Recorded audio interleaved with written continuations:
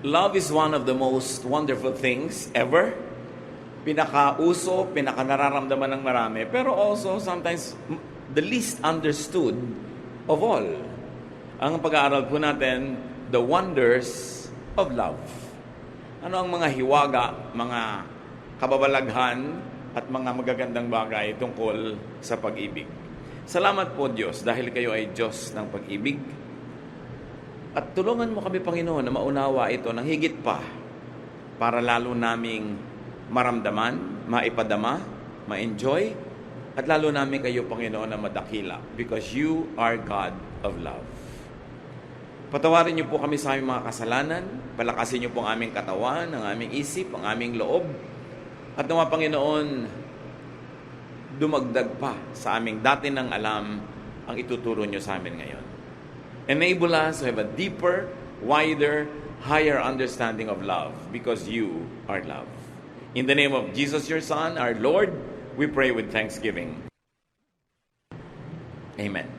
Romans 3:23 says, all of us have sinned and fallen short of God's glory. And Romans 3:10 says, as it is written, there is no one righteous, not even one. And Ezekiel 18:20, the one who sins is the one who will die.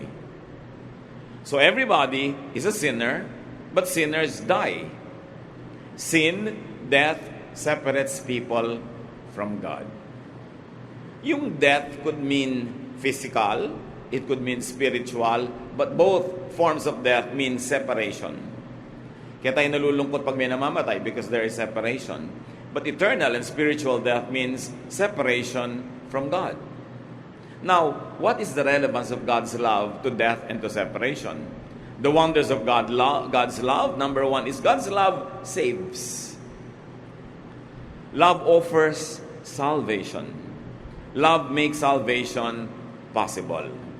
John 3:16, for God so loved the world that He gave His one and only Son, that whoever believes in Him shall not perish, but have eternal life. So sa verse na ito, nakita natin ang solusyon ng Diyos sa separation. God is holy, therefore those who sin, who are not holy, cannot have fellowship with God. There can be no unity, no oneness, no companionship with God when people sin. But God loves. And because God loves people to be with Him. But how can sinners be with God who is holy? Because sin separates the holy from the sinner. At ito ang solusyon, that God gave His only Son, that whoever will believe in Him will become holy. Sin will be forgiven. The holiness of Jesus will be given to the believer. Therefore, the believer becomes holy, and therefore there is no more need to die. God's love offers salvation from sin, and God's love makes salvation from sin available in and through Jesus. That's why Jesus is Lord of love. Magandang mapag-connect-connecta natin sa ating isip at maunawaan ng lubos at malalim ang kahulugan ng lahat ng ito. Na ang tao ay mahal ng Diyos, pero hindi pwedeng makipagniig, makipag-isa ang Diyos sa makasalanan.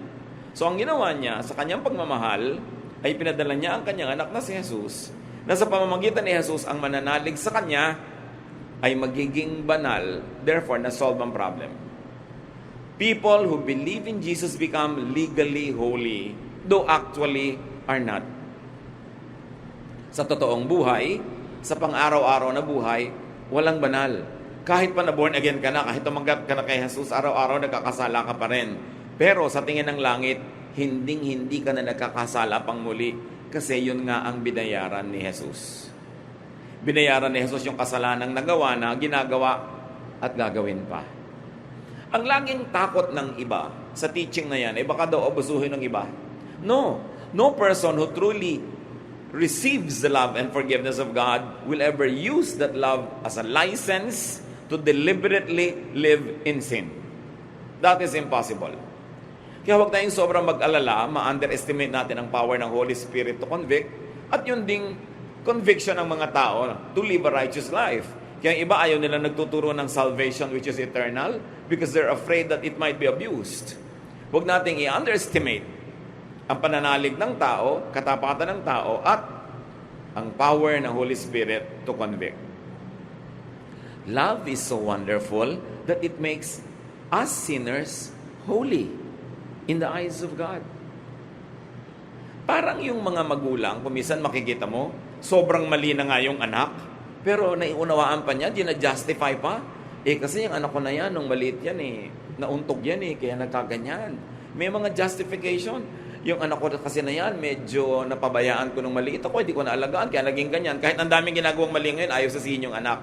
Tao pa tayo, at pag-ibig lang ng tao, sa anak ng tao yon. Ano pa yung pag-ibig ng Diyos? Through Jesus, that can justify sinners. At hindi naman naging libre, may bayad. Ang nagbayad ay ang anak ng Panginoong natin sa langit, si Jesus mismo. That's why that alone makes love very wonderful. Napapaganda ng pag-ibig yung hindi maganda. Napapalinis yung hindi malinis. That's why sa tingin ng Diyos, ang mga tumanggap kay Jesus ay malinis, banal. Not because we really are, but because the love of Jesus makes us holy and acceptable to God. Another wonder of love is that love identifies God's children. Maraming mga pagtatangka ang mga tao sa buong panahon kung paano maipapakilala nila na sila'y maka-Diyos. May mga dinadaan yan sa diet, kung anong kinakain nila at hindi. May dinadaan yan sa anong isinusuot at hindi. Yung iba, dinadaan pa nga nila kung anong version ng Bible ang ginagamit nila. May dinadaan yan sa kung anong uri ng bautismo ang pinapractice nila, etc., etc. But 1 John 4:7 and 8 says, "Dear friends, let us love one another, for love comes from God. Everyone who loves has been born of God and knows God. Whoever does not love does not know God, because God is love." Para dito sa 1 John 4:7 and 8, ang tunay na pagkakakilanlan ng anak ng Diyos kung siya ay marunong magmahal. Hindi sinabi na dapat member siya ng ganitong religion para masabing siya ay anak ng Diyos. Hindi sinabing dapat ganito ang kanyang congregation, ganito ang kanyang religious practice. Sinabi niya, sino mang marunong umibig ay nakakakilala sa Diyos. You see, love transcends even religious identity. Kapag ang tao ay maibigin, ano man ang relihiyon niya, ibig sabihin, nag-ahari ang Diyos sa kanyang buhay. Pero ang taong hindi maibigin, ano man ang relihiyon niyang ipinagmamalaki, sinabi dito, no, hindi ka anak ng Diyos. Whoever does not love does not know God. No matter your religious membership. So ang tunay na pagkakakilanlan, kung ang tao ay anak ng Diyos, nakakakilala sa Diyos, pinaghaharian ng Diyos, ay kung siya'y maibigin. At siyempre, kakambal ng pagiging maibigin yung maawain. Pag di ka maawain, malupit ang puso mo. Natutuwa ka pag may nagdurusa, lalo ang nagdurusa sa tingin mo makasalanan. Sasabihin mo, dapat nga, buti nga sa kanya kasi makasalanan siya. Yan ang palo sa kanya ng Diyos. Yung may lihim kang tuwa, magduda ka kung anak ka ng Diyos. Hindi kailangan pagdudahan na relihiyoso ka. Surely religious ka, pero anak ka ba ng Diyos? Basahin muli natin ang 1 John 4:7 and 8. Kasi ito palang pamantayan na. Let us love one another. For love comes from God. Everyone who loves has been born of God. Di ba? Kailangan, you must be born again. Pinagtuturo natin yan. John 3:3. Unless a man is born again, he cannot see the kingdom of God. So akala natin, yung pagiging born again, yung mananalangin ka, hihingi ka ng tawad sa kasalanan mo, tatanggapin mo si Jesus. Yes, it is a way, a method to be born again. But 1 John 4:7 and 8 tells us that he who loves has been born of God. Yung umiibig, maibigin, maawain, matulungin, born again yun. Kahit hindi technically ginawa niya yung religious formula, Kahit hindi siya umattend ng religious rally, hindi siya umattend ng evangelism class, maibigin siya, that person is born of God. And that person knows God. Not necessarily that that person is religious. It is not necessary that that person knows all the necessary verses, because love is the best verse. Sabi niya, those that love know God. Whoever does not love does not know God. Sorry na lang, kung hindi ka maibigin, kahit anong rank mo sa religion, kahit gaano katagal ka na, kahit daming verses mong alam, sinasabi ng verses na ito, hindi mo kilala ang Diyos. Kasi ang tunay na nakakakilala sa Diyos ay maibigin. At ang tunay na maibigin ay kilala ng Diyos. Yun ang mas importante. Nakilala ka ng Diyos na anak kanya. Sabi niya, why? Because God is love. Hindi sinabing God is religion, God is diet, God is baptism. Sabi, God is love. Love also identifies Jesus' true followers. John 13:35, sabi ni Jesus, if you love each other, everyone will know that you are my disciples. Dapat pag may sabing, alam mo, nagmamahalan niya mga yan. Ay, born again nga. Ay, they really know God. Maka-Diyos nga. Follower nga ni Jesus. Dahil yun ang ID ng mga follower ni Jesus. Hindi haba ng buhok, hindi haba ng laylayan ng damit. Ang ID ng mga follower ni Jesus, pag-ibig. Not religious membership, not looks, not even activities. In other words, love confirms salvation. Merong mga nagtatanong, paano ko ba mapapatunayan na na-born again na nga ako? Na na-save na nga ako? Maibigin ka na ba? Yung bang dating hindi mo maibig ay natututunan mo na unti-unti, kahit unti-unti, pero dapat may asenso na namamahal. Ang pagmamahal ay hindi laging emotion. When you are committed to somebody's well-being, hindi kailangan maging emotionally involved ka sa kanya. Ibig sabihin, mahal mo siya. Dahil gusto mo yung makakabuti para sa kanya. Love shows the extent of salvation. Love shows how much one is forgiven. Love shows how much one experiences the love of God. Mas nakadama ng pag-ibig ng Diyos, mas nakakapagpadama ng pag-ibig sa kapwa. Lack of love does not mean incomplete salvation. Kasi kung minsan may mga, sabi nila, saved ako, tumanggap na ako kay Jesus, pero kulang na kulang pa rin sa pag-ibig, it could only mean the extent of incompleteness of experiencing God's love. Therefore, it's also the extent of incompleteness to love others. Hindi pa lang niya lubos na hinahayaan ng Espiritu ng Diyos na maghari sa kanyang buhay para siya maging maibigin. Minsan may mga bagong-bagong nakakakilala sa Panginoon in honeymoon period with the Lord. Very loving, very nice, very good. Pero later on, tumitigas uli ang puso. Nagiging makasarili na naman. That's why we have to renew our commitment to God day by day. Hindi pwedeng week by week, month by month, year by year. Kailangan kada araw. Sinasariwa mo kung sino ka, ano ang relasyon mo sa Diyos. Parang naghahari sa ating buhay ay pag-ibig. Pagmamahal. Kasi ang tao nagmamahal, merong ibang ligaya, merong ibang sigla, merong ibang lakas. At itong pagmamahal natin sa Diyos, na pinakamabuting maipakita sa pamamagitan ng pagmamahal sa kapwa-tao, ito talaga ang nagbibigay sa atin ng iba yung lakas na espiritual. Kaya nga kung minsan, yung mas malinaw na galing sa makasalanang buhay, yung mas malalim ang pinaghugutan na dilim, yun ang nagiging mas maibigin sa Diyos at sa kapwa pag nakakilala na sa Panginoon. Kasi yung mga hindi masyadong obvious na nagkasala, may natitira pang self-righteousness sa kanila eh.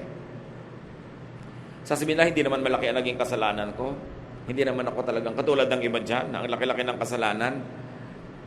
Ang nagiging bunga tuloy, may natitirang yabang sa katawan at hindi lubos na nagiging maibigin Kasi iniisip, wala naman ako masyadong utang sa Diyos o utang sa humanity. Kaya yung babaeng sobrang obvious na makasalanan nung nakaharap naman ng pagpapatawad ng Diyos, lalong naging obvious ang pagmamahal niya kay Jesus, undoubtedly sa kanyang kapwa. Kaya ang sabi ni Jesus sa Luke 7:47, "So I tell you that all her sins are forgiven. And that is why she has shown great love. But anyone who has been forgiven for only a little will show only a little love." Itong babae kasing ito, binasag niya ang napakamahal niyang pabango. Meron kasi mga alabaster jars nung araw na para matanggal mo yung laman na pabango sa loob, kailangan mong basagin. Wala namang roskas. Wala namang tapon na pangsara. So pag bubuksan mo na siya, ubusin mo na dahil binuksan mo na yung lalagyan. At ito ang binasag niya para ibuhos sa Panginoon yung pabango. Ang mahal-mahal, ang bango-bangong halimuyak. At nagtataka yung mga tao, sabi nila, kung talagang propeta tong Jesus na to, dapat alam niyang masamang babae itong humihipo sa kanya, iiyak-iyak dito, nagmiminisa sa kanya. At sabi ni Lord, bakit niyo tinitingnan? Kaya ganyan siyang magmahal sa akin. Sobra siyang makasalanan. Ang laki ng patawad na tinanggap niya, kaya ganun din siya kalaki na magmahal. Kayo, inaakala nyo, hindi naman kayo masyadong makasalanan. Kaya heto, dumating ako dito, hindi nyo ako binigyan ng tubig panghugas ng paa ko. Hindi nyo na ako binigyan kahit mumurahing pabango to anoint me. Hindi nyo ako pinapansin dito. Dahil iniisip nyo, hindi nyo naman obligasyon yon kasi hindi naman kayo makasalanan. At yun kung minsan ang disadvantage so ang mga kasalanan ay tago, lihim, o hindi obvious na kasalanan, pero kasalanan pa rin. Ang pakiramdam nila sa sarili nila, they are better than others. And because they feel that way, they act in a superior way. They do not serve very well. So they don't appreciate God's love as much as those who know that they have been forgiven in a big way. Kaya sabi niya, kung talagang ramdam mo na napatawad ka sa malaking paraan, malaki ka rin umibig. Malaki din ang pag-ibig mo. At nagbabasag ka ng mamahaling pabango para i-offer, hindi yung kung ano na lang pwede na. Pagka kasi iniisip ng tao, hindi siya masyadong makasalanan, ang pakiramdam niya, hindi rin niya masyadong kailangan ng pagpapatawad at hindi rin niya kailangan masyadong mag-make up at magbayad-bayad sa kanyang mga kasalanan. The amount of forgiveness is not determined by God's capacity or willingness to forgive because God loves to forgive completely. Kung ang natatanggap nating pagpapatawad ay hindi nalilimitahan ng kakayahan ng Diyos dahil kayang-kaya naman niya at gusto pa niya na magpatawad ng ganap, bakit merong hindi masyadong ganap ang natatanggap na kapatawaran o yung assurance ng kapatawaran o yung pag-ibig na kasama sa pagpapatawad ng Diyos? Kasi nalilimitahan ngayon ng kanyang pananalig sa sarili. The love we receive from God is not limited by God's capacity to give. It is limited by our capacity to receive. Konti ang natatanggap mo kasi maliit lang ang lalagyan na nakasahod. Pero kung malaki ang ilalagay mo doon na lalagyan, kayang-kaya pa rin punuin ng Diyos yun kasi kaya niyang punuin ang lahat. Gaano kaganap ang pagpapatawad ng Diyos sa ating kasalanan? Psalm 103 verse 12, how far has the Lord taken our sins from us? Farther than the distance from east to west. At gaano kalayo ang silangan sa kanluran o yung dulo ng silangan sa dulo ng kanluran. Whatever that means to every generation, it only means one thing. Ang layo, layo, layo, layo noon. Hindi yun pwedeng magkadikit o magkalapit. At ganun daw kalayo, inilayo ng Diyos sa atin ang ating kasalanan nung tayo'y pinatawad. Kaya pandaraya ng kaaway, pagka ikaw ay tumanggap na sa Panginoon, nagsisi ka na, humingi ka na ng tawad, tapos inuusig ka pa rin ang budhi mo pagkatapos. Hindi mo natanggap ng buong buo yung benefit ng pagpapatawad. Although tinanggap mo yung buong pagpapatawad. Pero siguro may duda ka pa sa iyong isip. May nagbibigay sa'yo ng duda. Kaya tuloy, hindi mo na-enjoy yung full benefit of your membership in God's family, though you are already a full member because you have been forgiven. Kaya ang unang bandaraya ng kaaway sa atin ay tigasan ng ating puso, takpan ng ating mata at tenga, ilayo tayong makarinig ng mensahe ng kaligtasan sa pamamagitan ni Jesus. At kung hindi napigil ng kaaway na mangyari yon, ang susunod niyang gagawin ay babawasan niya, pipigilan niya na lubos nating maunawa anong ibig sabihin ng mapatawad. Babawasan niya ang ating peace of mind, dadagdagan niya ating guilt feelings, bibigyan tayo ng mga duda tungkol sa ating salvation. Kasi kung hindi niya maaagaw yung salvation sa atin, aagawin niya yung joy of salvation. Why? Because the devil comes only to steal, kill, and destroy. Ang magagandang bagay na gusto ibigay sa atin ng Panginoon ay pipilitin ng diablong papangitin, sirain, or at least bawasan. Habang maibigin ka, ngayon, ang nagiging psychological effect nun sa'yo, mas nararamdaman mo na anak ka ng Diyos. Pero pagka ang pinairal mo, yung hindi mo maibigin na side, doon ka papasukin ng kaaway para bigyan ka ng duda kung saved ka nga o kung blessed ka nga. Doon ka papasukan ng mga duda, doon ka papasukan ng mga fears, mga insecurities. Kaya sabi sa Bible, do not give the devil a foothold. Huwag mong bigyan ng matutungtungan kahit kapraso dahil tutungtong siya doon. At kakapit. At pag hindi ka maibigin, alam niyo sa puso ng tao, merong maibigin na side at merong hindi maibigin na side. Pag ang sinunod mo yung hindi mo maibigin na side, doon ka nagpapapasok kay Satan ng mga influences niya. Kaya yung mga hindi maibigin, mas maraming multo sa buhay yan eh. Mas maraming fears. Mas maraming selfishness. Kahit naman sila gano'n ka-selfish, hindi pa rin sila masatisfy sa selfishness nila, palala lang ng palala. That's why do not give the devil a foothold. And one of the best ways to not give the devil a foothold is to exercise love instead of hate. To be loving instead of unloving. Kasi pwede mong pagpilian, kapatid, at any day, any moment, kung alin sa yung dalawang mukha ang hiharap mo sa tao, yung maibigin o yung hindi. But when you show them your loving face, and when you extend to them your loving arm instead of your punishing arm and hands, when you give them your love instead of your hatred, when you give them your understanding and forgiveness instead of judgment, inuubusan mo ng space si Satan sa iyong puso. Nilalakihan mo yung space for Jesus. At ang resulta nun, mararamdaman mo sa iyong personal life. Mas payapa, mas tahimik, mas nagtitiwala, mas masaya. The amount of forgiveness that we receive is determined by how much people confess and surrender to God. So, ang pinagtatapat mo, ang hinihingi mo ng tawad ay ito lang, yun lang ang mararamdaman mo na napapatawad. Kaya, dapat kompleto eh. Magsusuko ka sa Diyos, buo. A one-half Christian is a one whole lie. It is a one whole nonsense. Kailangan buo. Kaya ang gusto ng Lord, laging buo. Sabi niya, huwag niyong asahan na kung nagdadalawang loob kayo, hati ang loob niyo. Para kayong isang dumilang na sinisiklot-siklot ng alon, kung saan kayo hipa ng hangin, doon kayo pupunta. Kung nagdadalawang loob kayo at hati kayo, huwag niyong asahan na mapagpapala kayo ng Diyos. Ang gusto niya, buo. Buuin. At sapagkat hindi tayo perfect, siguro hindi mo laging 100% maibibigay, pero kung 99, 95, 97, bibilangin na yun as buo. Kesa 2, 3, 30, 24. Sobrang daming kulang nun. Kaya magmamahal na lang tayo, sige na, magmahal ka na. Maglilingkod ka, yung best mo. You're going to give your best. Give your alabaster jar of perfume. Hindi yung kung ano-ano lang. Kasi dapat buo. At yung buo lang ang paglapit sa Diyos, ang makakatanggap din ng buong pagpapala.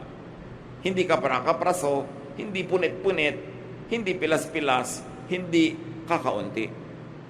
Another wonder of love is that love erases sin. Nabubura ang kasalanan. 1 Peter 4:8. Above all, love each other deeply because love covers over a multitude of sins. The contemporary English version says, love wipes away many sins. But the wonder of this verse is in its Greek original, not in its English translations. Kasi yung Greek rendering of 1 Peter 4:8, parehong pwedeng basahin mo na pag may pag-ibig, nabubura ang mga kasalanan ng nagpatawad at kasalanan ng pinatawad. Pwede mong basahin both ways. Kaya sa English, hindi mo, ang tanong mo kung ikaw ay masuriin mag-aral, okay, love covers over a multitude of sins. Whose sins are covered? Sin ba nung pinatawad at minahal o sin nung nagmahal at nagpatawad? But the Greek rendition could be read both ways. Therefore, that was the intention of the Spirit when the verses were written in Greek. That when you love, your love erases the sin of the object of your love, but it also erases yours. Parehong nakikinabang yung pinapatawad at nagpapatawad, yung umiibig at iniibig. Kaya inuutos sa atin, forgive one another. Because if you do not forgive others, God also won't forgive you. Because if your love or lack of it will not erase other people's sins, there's also no love that will erase your own sin. Kaya napakalaking benepisyo na magmahal. Huwag kang magkwenta. Huwag mo sabihing, nalugi ako sa pagmamahal sa'yo. Nalugi ako sa pagpapatawad sa'yo. Nalugi ako sa paggawa sa'yo ng mabuti. No, dahil sa iyong pag-ibig, siya at ikaw na umibig ay parehong nakikinabang. Pero siyempre, kung tayo naman yung tumatanggap ng pag-ibig ng kapwa, lalo pagpapatawad ng kapwa, mainam na kahit siya may premyo na sa Diyos, meron pa rin siyang premyo galing sa atin na napatawad at tumanggap ng kanyang pag-ibig. Huwag natin sasabihin, dahil minahal mo ako, tinulungan mo ako, Diyos na ang bahala sa iyo. Dapat, gagawa tayo ng paraan na tayo man magsukli.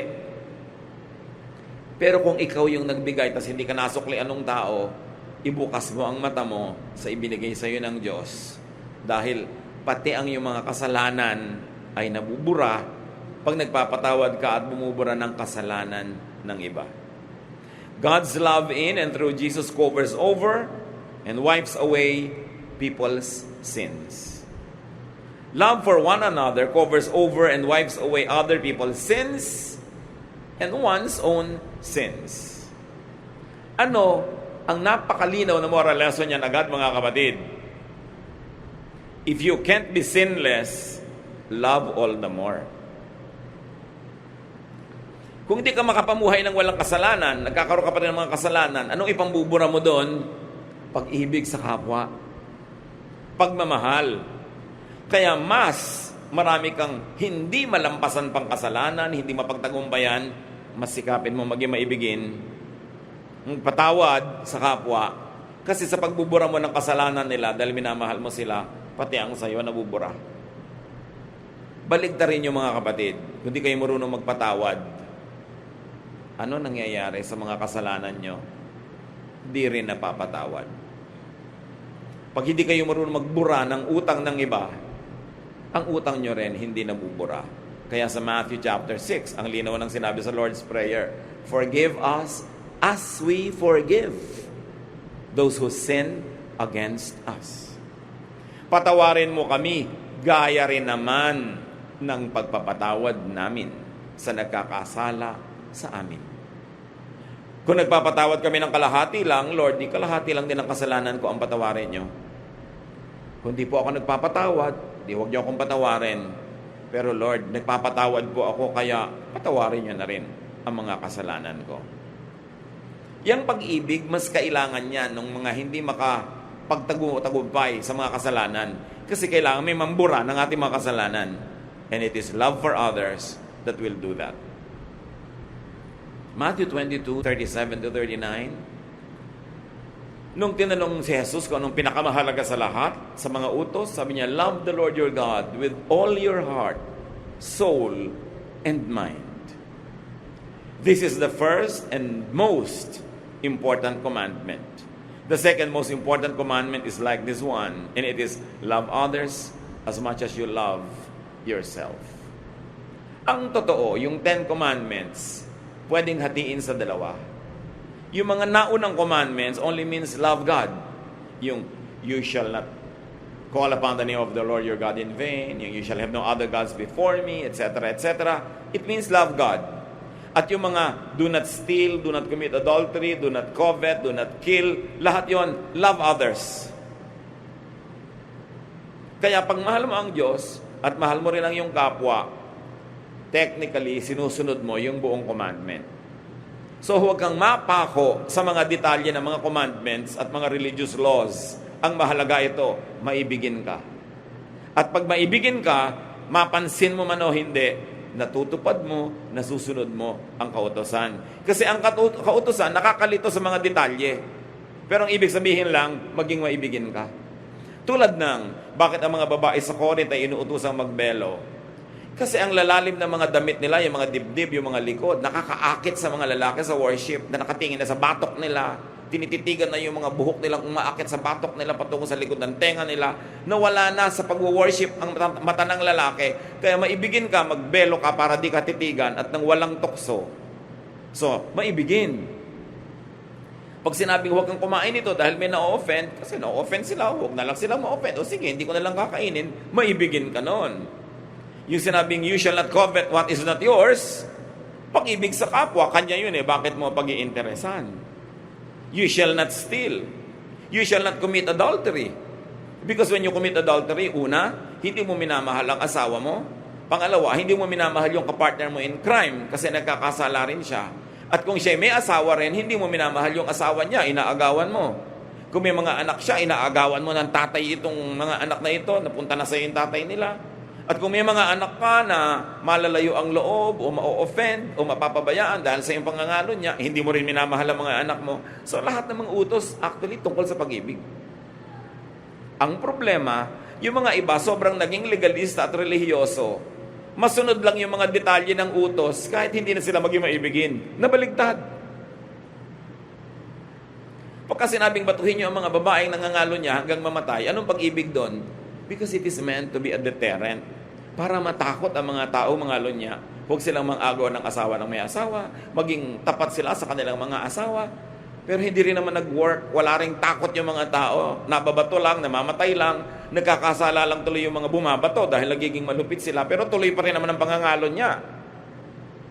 Kaya ang sinabi ni Lord, okay, anong pinakamahalagang commandment? Huwag nyo nang isipin yung mga detalye kasi nalilito kayo Sometimes sa pagsunod nyo sa detail, doon kayo nagiging unloving. Kaya ibinalik ni Lord, ito ang commandment, love the Lord your God with all your heart and with all your soul and love your neighbor as yourself. Huwag kayong magpalito sa interpretation yan. Pag hindi loving, hindi na yan ang law of God.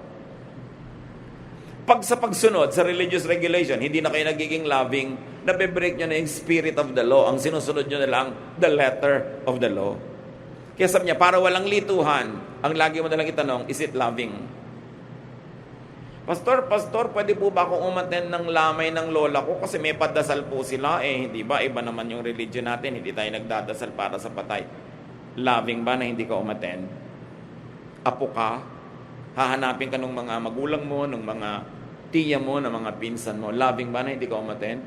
Hindi po. Di umattend ka. Alam ka namang natanggal yung salvation mo dahil umattend ka niyan.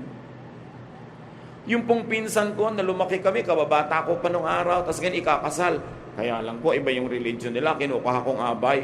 Aabay po ba ako? Iba na ang aking church ngayon. Loving ba na huwag kang sumipot sa kasal ng pinsan mo? Hindi po. Kasi magdaramdam siya. Kasi gusto niya, nandun ako. Di umattend ka. Natanggal ba yung kaligtasan mo sa pagiging loving mo? Umattend ka doon. Yung iba kasi, sa pagiging technical ng religiosity nila, sa pagsunod nila sa mga letra ng mga bawal at hindi bawal, ang nagiging ending, hindi sila loving. Kaya, nilinaw ni Jesus, the most important commandment is to love. And if in the process of loving, you break the letter of the traditions and the laws, then do so, but be loving. Because it is the highest command of all. It is the most important command of all. The best, the highest, and the purest religion is love. Now, no matter how religious you are, how high your religious position or office is, if you are not loving, balewala ang lahat. At si Pablo mismo, sabi niya sa 1 Corinthians 13:13, "For now there are faith, hope, and love. But of these three, the greatest is love." Greater than faith? Can you imagine that? Greater than hope? And Paul says, the greatest is love. Unahin nyo ang umibig. Huwag niyong unahing maging relihiyoso. Kung ang pagiging relihiyoso, ang ending, di kayo maibigin. So learn and practice to love more. Mga kapatid, kahit gaano kahaba ng eternal life nyo, isa lang ang buhay nyo dito sa mundo. Isa lang. Minsan lang. Huwag niyong palampasin na hindi kayo nagmahal at hindi kayo minahal dahil hindi kayo kamahal-mahal. Tulungan niyo naman ang mga tao na mamahal kayo. Huwag niyong gawin ang sarili niyo na hateful. Gawin niyo ang sarili niyong attractive to the power of love.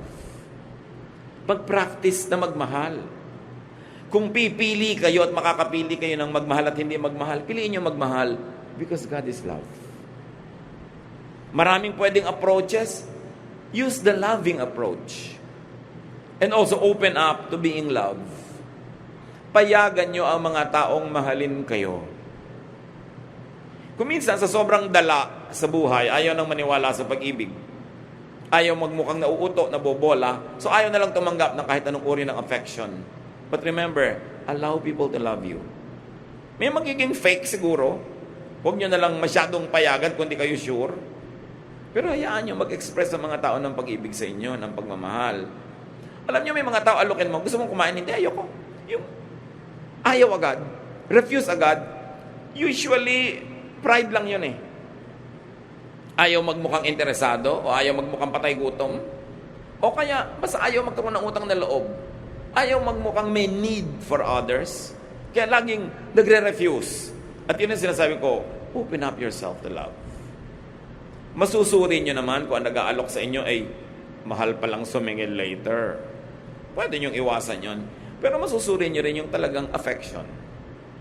Marami mga tatay, hindi nila ino-open yung sarili nila sa love and expressions of love ng kanilang sariling asawa o ng mga anak. Laging kala mo mga monumentong bato. Yung ayaw umiyak, ayaw mag-express ng love. Buti nga ngayon may mga tatay nang nagsasabi ng I love you sa anak. One generation ago, mamatay na lang at magkamatayan. Fathers will never say that. Marami pa nga ngayon, husband, hindi masabi sa wife, I love you eh. Yung ang asawa naman, parang halamang tuyot na tuyot, gusto-gustong madilig ng I love you. Love mo ba ako, daddy? Daddy, love mo ba ako? Eh, di ba pinakasalan nga kita? Ay, thank you very much. Salamat naman. Tatanawin kong utang na loob na pinakasalan mo ko, pero gaano ba kahirap sabihin sa akin, I love you. So, open up yourself to loving, to being loved, and to being more loving to others. Kasi lahat nakikinabang. Make sure lang na hindi naman fake. Maraming pagmamahal lang manugang. Maraming biyanan, ayaw tumanggap ng pagmamahal lang manugang. Yung mailap, tanggi ng tanggi. Meron din naman ganung manugang. Bakit? Ang iksi-iksi ng buhay. Tanggapin natin ang lahat ng available na love na walang masamang kapalit. At ibigay din natin ang lahat ng available na love na wala naman masama na bayad kung ibigay natin sa kapwa. Hindi kahinaan na magpakita ng pusong maibigin. In fact, it is strength to show that you are loving. To say sorry when you feel sorry. Kuminsan kasi may nasasabi tayong masakit, agad-agad alam mo mali ka, right there and then sabihin mo, sorry. I'm really sorry. With every second, every minute, every hour na hindi mo sinasabi yung sorry, mas humihirap sabihin. Lalo kung isang linggo na ang lumipas, isang buwan, nagkakatigasan na. Samantalang, sorry said in the most correct time will actually not permit more damage. Yung agad pag-sorry ka, kahit alam mong sorry ka, ba't di mo masabi? Bakit mahirap gumawa ng mabuti? Ba't ang dali-daling gumawa ng masama, manakit ng kapwa? Bakit? Doon natin makikita how much of God's love is at work in our hearts. Sundin ninyo ang sinasabi ng budhi. Kung ang sinasabi nito ay magpakumbaba, humingi ng tawad, tanggapin ang pagkakamali. Hindi yan weakness. Yan ay strength. Because only very strong people can say sorry. Weak people will pretend to be hard-hearted o kaya will make up another way but will never say sorry. But it really takes great courage and it takes great character to be able to do that. Open up to being loved and let people love each other. Huwag kayong mainis, mainggit pag may nagmamahalan. Mabuti nga, there are 2 less lonely people in the world. Tapos mga kontrabida ka pa pag may nagmamahalan. Alam nyo ba na may mga biyena na nabubuisit pag yung anak nila at yung manugang ay lovey-dovey? Bakit? Mabuti nga may nagmamahal sa anak nyo at may minamahal siya. Walang sa lugar yung mga magulang na nagsiselos pa. Of course, hindi romantic selos, pero parental selos. Pero wala yon sa lugar. Marami ring mga manugang nagsiselos sa biyanan. Inis na inis sa anak pagka nagpupunta yung anak doon sa nanay niya. Magkaiba naman kayo ng sitwasyon ng biyanan mo, so hindi kayo dapat magselosan. Hindi kayo magkatalo. Magkaiba kayo. You are in another level. Kaya kailangan mag-mature tayo. Payagan din natin ang mga tao magmahalan. Sabi nga nung isang tula, better by far you should forget and smile than that you should remember and be sad. Yun ang pagmamahal. Mabuti nang malimutan mo ako habang malayo ka, kesa naman naaalala mo ko malungkot ka, limutin mo na ako na masaya ka. Love, ha? Pero iba, bakit ang saya-saya mo dyan? Nakita ko sa Facebook, ang laki-laki ng tawa mo.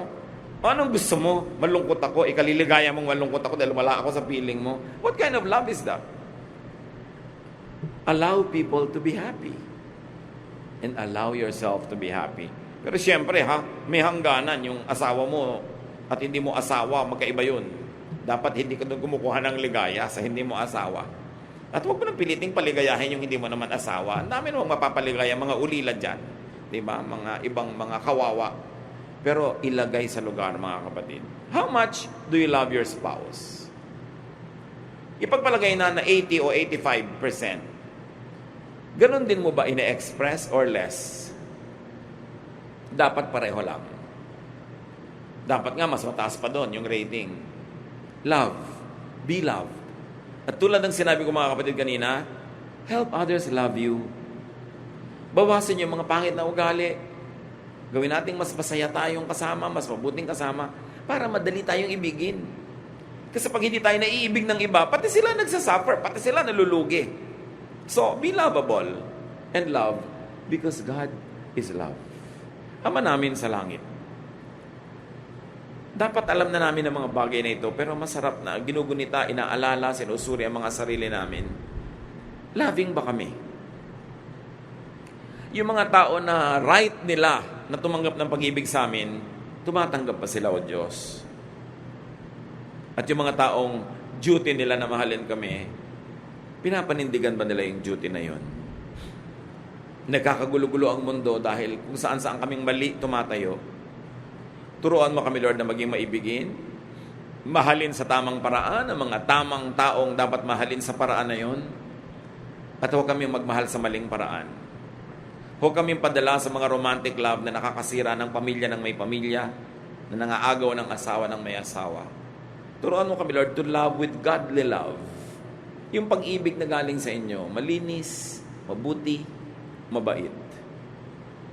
At ganoon din naman, turuan mo kami maging appreciative of other people's love and their expression of it. Huwag kami ma-conscious. Huwag kaming maging uncomfortable when people love us. Teach us, Father. Pagbulay-bulayan natin, sumandali ang kahulugan nito sa ating buhay. Minsan lang tayong mabuhay sa mundo. Kailangan natin ng pagmamahal At kailangan din natin magbigay nito. Lord, ngayon sa ilang saglit ng aming pananahimik, ipaalala niyo sa amin kung may pagkukulang kami sa mga taong dapat namin mahalin. Ipaalala niyo rin kung may pagkukulang kami in a way na hindi namin tinutulungan yung iba na maging kaibig-ibig kami.